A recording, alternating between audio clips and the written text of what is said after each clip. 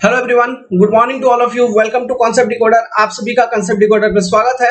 I am Piyush Parashar और हम और आप मिलके आज कवर करेंगे इंजीनियरिंग हाइड्रोलॉजी का हाइड्रोग्राफ वाले चैप्टर से ऑब्जेक्टिव क्वेश्चन जो कि गेट में, आईएएस एग्जाम में और एसएससी जेईई जैसे एग्जाम में अपियर हुए हैं या आए हुए हैं। ओके, इन क्वेश्चंस को हम लोग सॉल्व करेंगे। बहुत इंपॉर्टेंट वीडियो होने वाली है, तो वीडियो को स्टार्टिंग टू एंडिंग तक देखिएगा। अगर आप चैनल पे नए हैं तो चैनल को सब्सक्राइब कर दीजिए, आपको हमसे प्यार हो जाएगा और हम भी आपको प्यार करते हैं। ठीक है।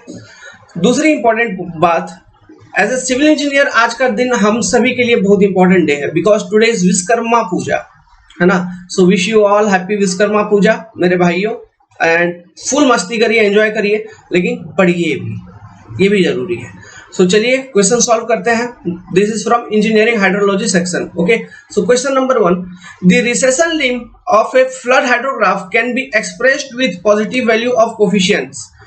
देखो, रिसेशन लिमिट का इक्वेशन मैंने वीडियो कोर्स में आपको पढ़ाया था। तो रिसेशन लिमिट का इक्वेशन जो हमने आपको पढ़ाया था उसमें मैंने ये बताया होगा कि QT अपॉन QR, ठीक है, sorry, QT upon Q naught will be equal to recession constant KR power T और e to the power -80।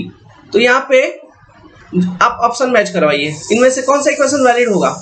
Obviously option number C will be correct, बाकी सारे ऑप्शन गलत है क्योंकि कोई मैच नहीं कर रहे हैं। हाँ, ऑप्शन नंबर C मिलता जुलता है ना, मिलता जुलता है, e टू द पावर -80 के रेस्पेक्ट में मिलता जुलता है, इसलिए option number C will be correct. तो इस तरह के क्वेश्चन आते हैं बच्चों, बहुत छोटे छोटे क्वेश्चन, प्यारे प्यारे क्वेश्चन आएंगे। सो हमको हर चीज को पढ़ना, अच्छे से पढ़ना है, डिटेल में पढ़ना है। ओके, बहुत प्यारे प्यारे क्वेश्चन, बेसिक क्वेश्चन, इसलिए क्वेश्चन सॉल्व करना इंपॉर्टेंट हो जाता है ताकि हम समझ पाए कि हमारा जो कोर्स ऑफ स्टडी है, इस कोर्स ऑफ स्टडी में जो एग्जामिनेशन के लिए हम अटेम्प्ट कर रहे हैं, उन एग्जामिनेशन में किस सेक्शन से, किस एरिया से आपको क्वेश्चन पूछेगा। तो इस चीज को समझने के लिए हमको क्वेश्चन सॉल्विंग करना बहुत जरूरी होता है। तो ये तो ऑब्जेक्टिव क्वेश्चन है, आप कन्वेंशनल क्वेश्चन को भी सॉल्व करिए, वो भी बहुत इंपॉर्टेंट होती है। ओके, उसका भी प्रैक्टिस सेशन आएगा, वो वीडियो कोर्स में हमने कन्वेंशनल क्वेश्चन वैसे भी प्रैक्टिस करवा दी है।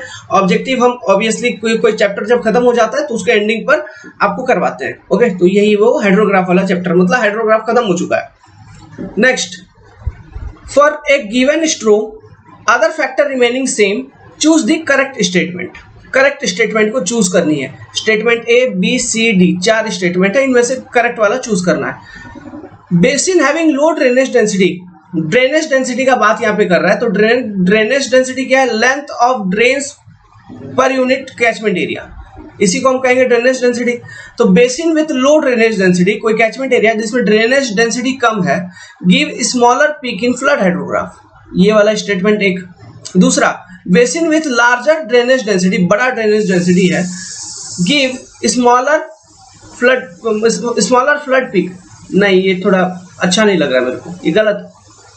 अगर ड्रेनेज डेंसिटी आपका ज्यादा है तो कैचमेंट एरिया में ज्यादा लेंथ ऑफ ड्रेनेज है, मतलब वो ज्यादा पानी हर एक एरिया से कलेक्ट करके आएगा और ज्यादा पानी लेके आएगा गाउजिंग साइट पर, जहां पर आप डिस्चार्ज मेजरमेंट कर रहे हो, जिसके करस्पॉन्डिंग आप हाइड्रोग्राफ को प्लॉट करोगे, है ना। तो ज्यादा पानी चूंकि वो लेके आ रहा है अप टू गाउजिंग साइट, इसका मतलब क्या हुआ? तो इसका मतलब ये हुआ कि पीक जो होगा वो भी आपको ज्यादा ही मिलेगा, स्मॉल नहीं मिलेगा। तो यहाँ पे स्मॉलर पीक का बात किया है स्टेटमेंट 2 में, तो गलत हो गया। तीसरा स्टेटमेंट पढ़िए, low drainage density basin give shorter base of hydrograph. ऐसा नहीं है, बरसात आपका हुआ, भले लो ड्रेनेज डेंसिटी है, लेकिन एक ना एक टाइम पे वो सारा पानी धीरे धीरे करके आएगा गाउजिंग साइट पे। तो ऑब्वियसली चूंकि ड्रेनेज डेंसिटी आपका कम है, तो इसलिए क्या होगा कि वो धीरे धीरे आएगा, मतलब जो बेस है ना, बेस टाइम ऑफ हाइड्रोग्राफ, वो इंक्रीज हो जाएगी, ना कि रेड्यूस होगी। तो ये भी गलत लग रहा है मेरे को, गलत लग रहा है कि गलत है। Next, the flood peak is independent of drainage density, मतलब पीक फ्लड जो होगा it is independent of drainage density, मतलब ड्रेनेज डेंसिटी के ऊपर वो डिपेंड ही नहीं कर रहा है, ऐसा वो कहना चाहता है। हम मानेंगे क्या? बिल्कुल नहीं मानेंगे, इसको भी गलत बोल देंगे। तो मेरा करेक्ट स्टेटमेंट बचा कुचा स्टेटमेंट नंबर A, ये मेरा सही है। ओके, तो हमेशा ध्यान रखने वाली बात है, अगर ड्रेनेज डेंसिटी आपका कम है तो पीक भी आपका कम मिलेगा। ड्रेनेज डेंसिटी कम है, पीक आपका कम मिलेगा, लेकिन बेस आपका बढ़ जाएगा। ठीक है। Question number 3, base flow separation is performed. Base flow separation हम क्यों करते हैं? देखो हाइड्रोग्राफ आपके पास फ्लड हाइड्रोग्राफ है, तो फ्लड हाइड्रोग्राफ से हम बेस फ्लो को सेपरेट करते हैं तो हमको डायरेक्ट रन ऑफ हाइड्रोग्राफ मिलता है या फिर एक्सेस रेनफॉल हाइड्रोग्राफ मिलता है which is corresponding to effective rainfall की नहीं, है ना, क्योंकि वही इफेक्टिव रेनफॉल एक्सेस रेनफॉल के कारण आपको डीआरएच मिल रहा है, समझ रहे हो। तो बेस फ्लो सेपरेशन हम क्यों करेंगे, तो ऑप्शन में जो स्टेटमेंट है इनको पढ़ने के बाद अपना आंसर चूज करते हैं। Performed on a unit hydrograph to get the direct run off hydrograph, गलत। यूनिट हाइड्रोग्राफ अपने आप में एक डीआरएच है, ध्यान रखने वाली बात है। B on a flood hydrograph to obtain magnitude of effective rainfall, ये स्टेटमेंट सही है और आगे पढ़ने की जरूरत नहीं, वो गलत ही होगा। देखो कैसे गलत है। On flood hydrograph to obtain the rainfall hyetograph, क्या है हाइटोग्राफ, तो किसी का भी बनता है ना, मतलब वो हाइटोग्राफ कोई जरूरी नहीं है कि जो हाइटोग्राफ है वो आपको हमेशा डीआरएच है, मतलब डायरेक्ट इफेक्टिव रेनफॉल के करस्पॉन्डिंग है या फिर एक्सेस रेनफॉल के करस्पॉन्डिंग है। क्यों, हाइटोग्राफ जब हम बनाते हैं, मतलब hyetograph is a graph between rainfall intensity versus time की नहीं मेरे बच्चों। तो अगर रेनफॉल इंटेंसिटी वर्सेस टाइम के बीच में ग्राफ है तो हाइटोग्राफ बनाने के बाद भी देखो हमने सॉल्व करवाया था, फाइव इंडेक्स वाला लाइन को अप्लाई कर दिया था, तो उसमें भी हम लॉसेस को देखते हैं कि नहीं, इन्फिल्ट्रेशन लॉसेस को, है ना। तो उसके बाद जो रेनफॉल बचता है, मतलब हाइटोग्राफ वाले कॉन्सेप्ट से हम फाइव इंडेक्स डब्ल्यू इंडेक्स निकालते हैं कि नहीं।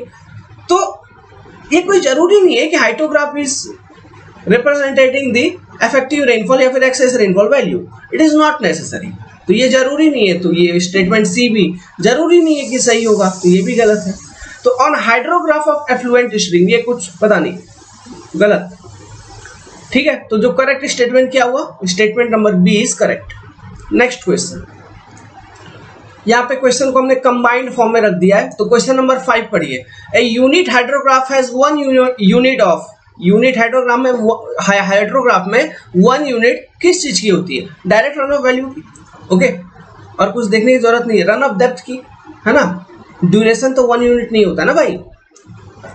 Option number 6, sorry question number 6, the basic assumption of unit hydrograph theory are A. Non-linear response and time invariance and linear response and linear time variance, non-linear time variance and linear response, इनमें से कौन सा सही होगा। तो देखो जितने भी ऑप्शन है इसमें से मेरे को करेक्ट ऑप्शन लग रहा है बी, लीनियर रेस्पॉन्स मैंने बोला था जिससे सुपरपोजिशन प्रिंसिपल वैलिड होती है, और टाइम इनवेरियंस बोला था। लीनियर टाइम इनवेरियंस वाली इस तरह का कोई बात नहीं हुई थी, तो अपना अतिरिक्त दिमाग आपको लगाना नहीं है, जितना पढ़ा है वही सही है, ये मान के एग्जाम में चलना है। देख रहे ना कितना कंफ्यूजिंग है। लीनियर रेस्पॉन्स मतलब ऑप्शन नंबर सी देखो, linear response and linear time variance. अभी लीनियर टाइम वेरिएंस क्या होता है मेरे भाई, कुछ भी नहीं, नथिंग, जीरो, खत्म। तो option number B is correct. The basic assumption of unit hydrograph theory is time invariance and linear response, इतना ही।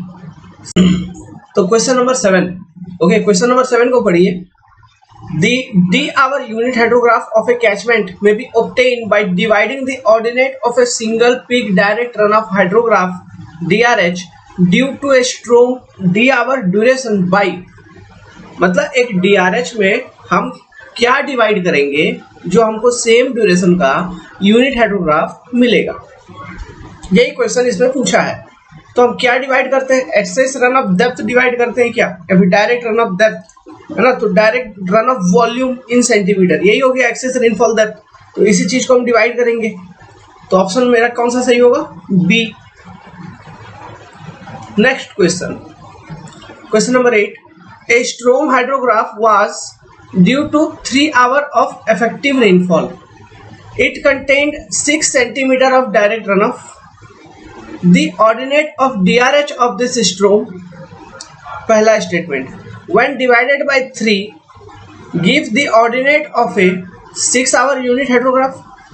When divided by 6 give the ordinate of a 3 hour unit hydrograph. When divided by 3 give the ordinate of a 3 hour unit hydrograph. When divided by 6 give the ordinate of a 6 hour unit hydrograph. सबसे पहले जो storm duration है वो 3 our है, तो ये जो DRH है ये 3 आवर का, और इसका एक्सेस रेनफॉल का जो डेप्थ है 6 सेंटीमीटर। सो यूनिट हाइड्रोग्राफ के ऊपर बेस्ड ये क्वेश्चन है, तो हमको यूनिट हाइड्रोग्राफ कैसे मिलेगा, हम ये जो 6 सेंटीमीटर है इसको हम 3 आवर ड्यूरेशन का जो DRH उसके ऑर्डिनेट से डिवाइड कर देंगे तो हमको 3 आवर ड्यूरेशन का यूनिट हाइड्रोग्राफ मिलेगा कि नहीं। ओके, तो when divided by 6 give the ordinate of a 3 hour unit hydrograph only. Option number B will be correct. Okay,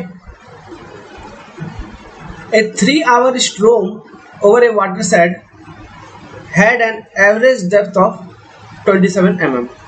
The resulting flood hydrograph was found to have a peak flow of 200 meter cube per second and a base flow of 20 meter cube per second. है ना, मतलब एक 3 hour duration की एक स्ट्रोम हुई जिसमें total rainfall का depth था 27 mm।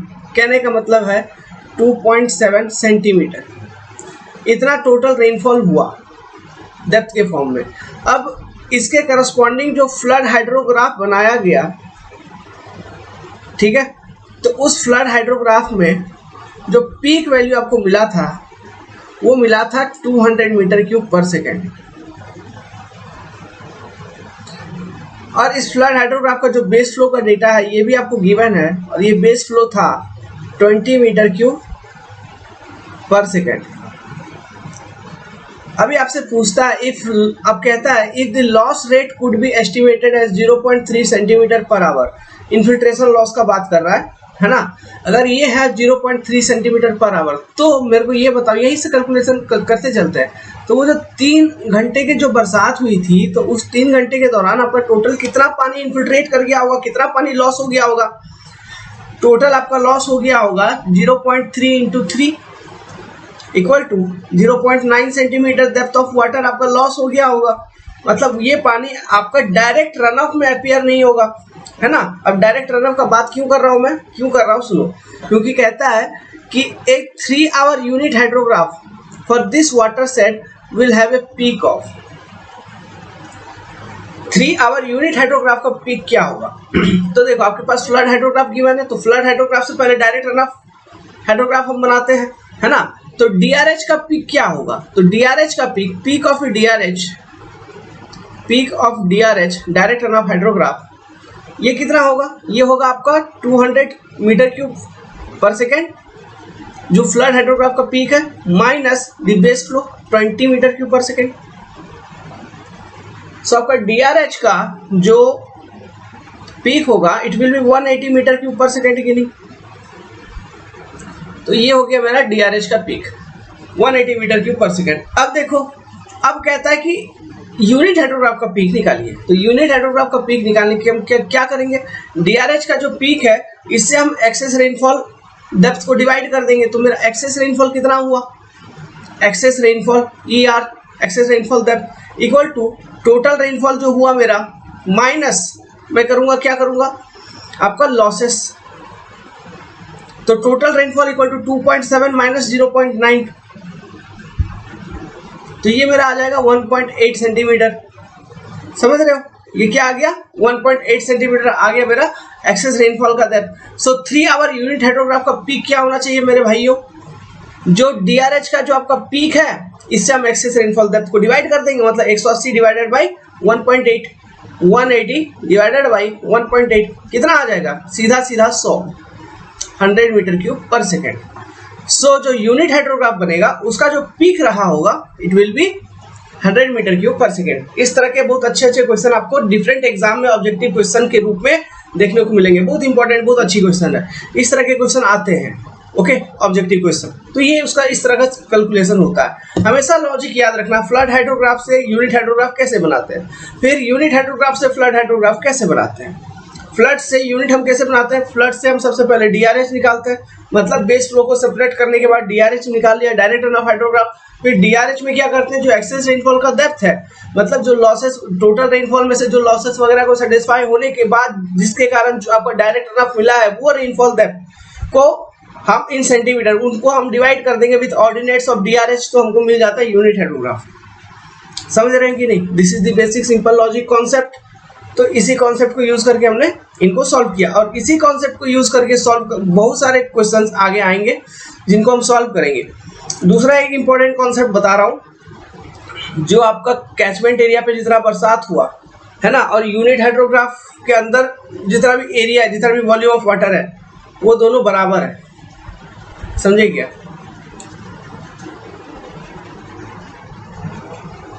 वो जो कॉन्सेप्ट अभी मैं बता रहा था, वो वॉल्यूम वाला, वो कॉन्सेप्ट का यूज आगे आने वाले क्वेश्चंस में होगा, ठीक है। तो वहाँ पे और ज़्यादा क्लियरली समझ में आ जाएगा कि किस तरह से उस कॉन्सेप्ट को यूज करके हम क्वेश्चंस बनाते हैं, ठीक है। बहुत सारे क्वेश्चंस आएंगे।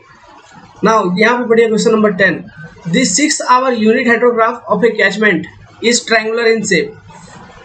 एक कैचमेंट का एक यूनिट हाइड्रोग्राफ है जिसका शेप है ट्रायंगल।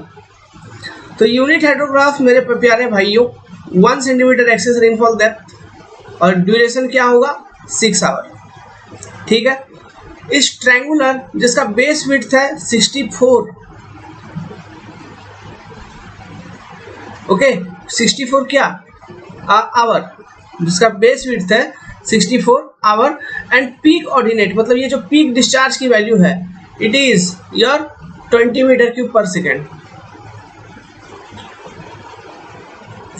आगे कहता है if a 0.5 centimetre rainfall excess, rainfall excess कितना है, इफेक्टिव रेनफॉल या rainfall excess equal to 0.5 centimetre occurs in 6 hour, occurs in 6 hours on that catchment, same catchment. The resulting surface runoff hydrograph we have, उसका इनमें से कौन सा option correct होगा उसके लिए। सरफेस रन ऑफ हाइड्रोग्राफ मतलब हमको क्या करना होगा, देखो यहाँ पे ऑप्शन क्या है, ए बेस ऑफ 128 आवर, उसका बेस में तो कोई चेंजेस आएगा नहीं क्योंकि वो सेम यूनिट हाइड्रोग्राफ का जस्ट हम मल्टीप्लाई कर देंगे बस, ओके। मतलब आगे देखिए क्या हो रहा है, ऑप्शन देखिए, a base of 32 hour, a peak of 40 metre cube per second. अच्छा पीक, तो उसका पीक कितना होगा, बेस आपका जो मतलब 0.5 सेंटीमीटर एक्सेस रेनफॉल के लिए जो सरफेस रन ऑफ हाइड्रोग्राफ बनेगा वो भी सेम ट्रायंगुलर बनेगा और उसका बेस भी 64 आवर ही रहेगा, उसका भी बेस आपका 64 आवर ही रहेगा क्योंकि सब कुछ सेम है, बस एक्सेस रेनफॉल की वैल्यू चेंज है। बेस 64 आवर रहेगा लेकिन आपका पीक डिस्चार्ज चेंज हो जाएगा, पीक वैल्यू चेंज हो जाएगा क्योंकि आपका जो यूनिट हाइड्रोग्राफ यहाँ पे it is corresponding to 1 centimetre excess rainfall depth, लेकिन आपको 0.5 सेंटीमीटर एक्सेस रेनफॉल डेप्थ के करस्पॉन्डिंग आपको पीक डिस्चार्ज की वैल्यू आपको बतानी है। तो हम क्या कैसे बताएंगे, तो यहाँ पे लॉजिक देखो, आपको क्या करना है, यूनिट हाइड्रोग्राफ से, है ना, सरफेस रन ऑफ हाइड्रोग्राफ या फिर डीआरएच आपको बतानी है, ओके। तो यूनिट हाइड्रोग्राफ से डीआरएच बतानी है तो हम क्या करते हैं ऐसे कंडीशन में, जो भी मेरा एक्सेस रेनफॉल का वैल्यू है वो वैल्यू को हम मल्टीप्लाई कर देते हैं सारे ऑर्डिनेट्स ऑफ यूनिट हाइड्रोग्राफ से, तो हमको एक्सेस रेनफॉल की वैल्यू मिल जाती है। तो जैसे सॉरी मतलब जो सरफेस रन ऑफ हाइड्रोग्राफ मिल जाती है। तो जैसे कि यहाँ पे 0.5 सेंटीमीटर है एक्सेस रेनफॉल, तो 0.5 को मैं अगर पीक वैल्यू, इसका मेरे को पीक पता है, अगर पीक के साथ मल्टीप्लाई करूँ 20 के साथ 0.5 को, तो क्या होगा, peak 10 metre cube per second होगा।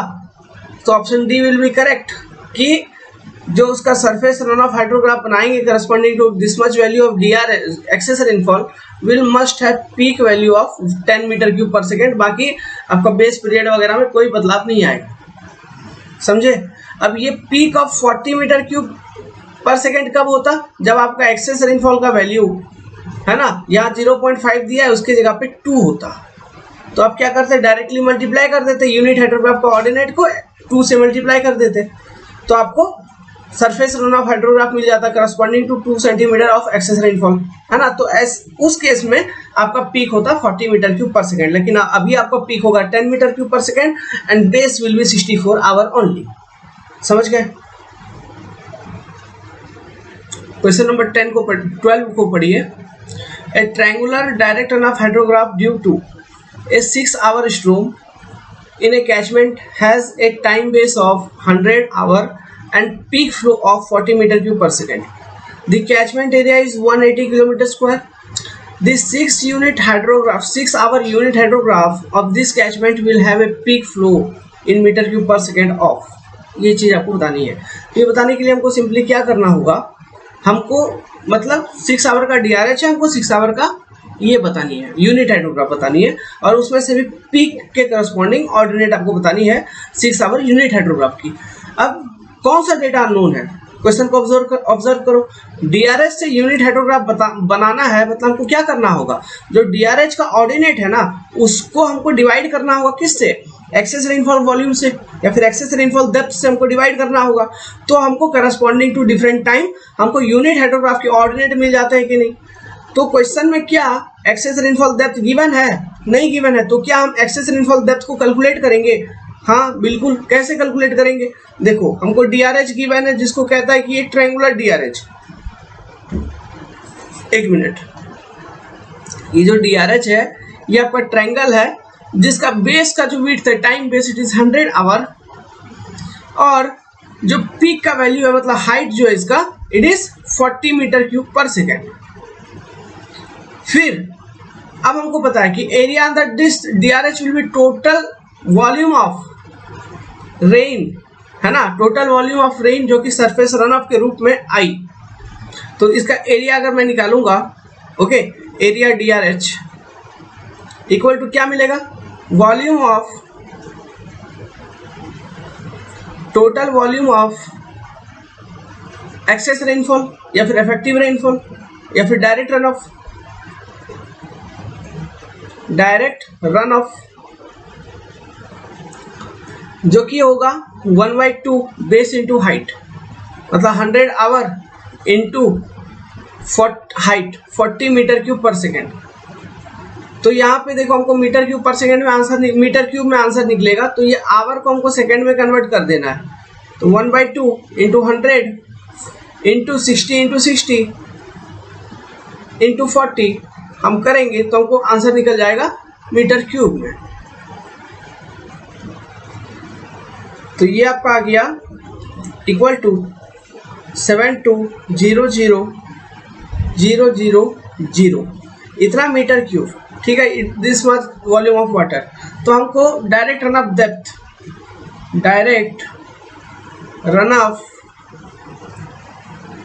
डेप्थ निकालनी है ना। तो हम क्या करेंगे, direct run off volume, direct लिखता हूँ DRV, direct run off volume divided by catchment area की नहीं, तो which is equal to direct run off volume equal to अभी निकाला हमने 720000। कैचमेंट एरिया क्वेश्चन में गिवन है 180 किलोमीटर स्क्वायर की नहीं, तो किलोमीटर स्क्वायर को मीटर स्क्वायर में कन्वर्ट करने के लिए हमको 10⁻6 हो जाएगा कि नहीं। तो ये कितना आ गया, तो ये आ जाएगा 0.04, मतलब कहने का मतलब है इससे हम 100 मल्टीप्लाई कर देंगे, हमको सेंटीमीटर में निकालना है, तो मतलब ये हो गया आपका 4 सेंटीमीटर, ठीक है। तो ये हो गया आपको डायरेक्ट रन ऑफ डेप्थ आपने निकाल लिया। अब आपको क्या बतानी है, आपको 6 आवर यूनिट हाइड्रोग्राफ की ऑर्डिनेट बतानी है, मतलब उसकी पीक ऑर्डिनेट। तो देखो इसका पीक ऑर्डिनेट निकालने के लिए हमको क्या करना होगा, जो मेरा ये है मतलब 6 आवर का डीआरएस था उसका पीक ऑर्डिनेट कितना था 40, तो 6 आवर यूनिट हाइड्रोग्राफ का पीक ऑर्डिनेट कितना होगा निकाल लेंगे। क्यों, क्योंकि हमको डायरेक्ट रन ऑफ डेप्थ का वैल्यू हमको पता है कितना है, direct run off depth 4 centimetre. So 40 divided by 4 centimetre जब हम करेंगे तो हमको क्या मिल जाएगा, 10 metre cube per second will be peak ordinate of 6 hour DRH for this catchment area। तो option number A will be correct, ठीक है।